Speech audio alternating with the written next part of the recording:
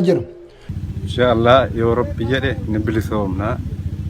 Isinis jabaadhaa nuti jabaachaa jirra. Oromoon keessaa fi biyya alaa jirtan jabaachuu qabdanii tokkummaa keessan cimsattanii waan deemaa jiru hordofuun keessan ta'a. Barattoota keenya kadhumaa jiran.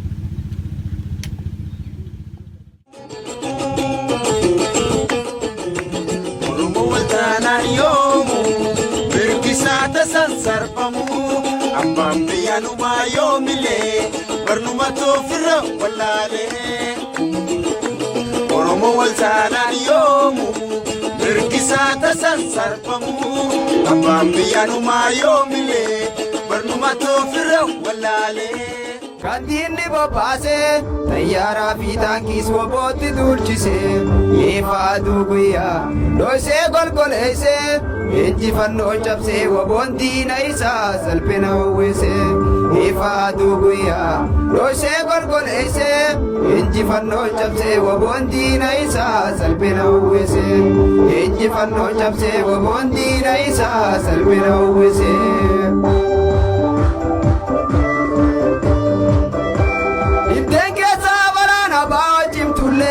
Rakkoon jilbiibbatee hin cabne haamiilee hoggana filatee irra walii galee itti fufee qabsoon duubatti hin deebine dhabamarraaf godhe itti fufee qabsoon duubatti hin deebine dhabamarraaf godhe itti fufee qabsoon duubatti hin deebine dhabamarraaf godhe dhabamarraaf godhe dhabamarraaf godhe dhabamarraaf godhe.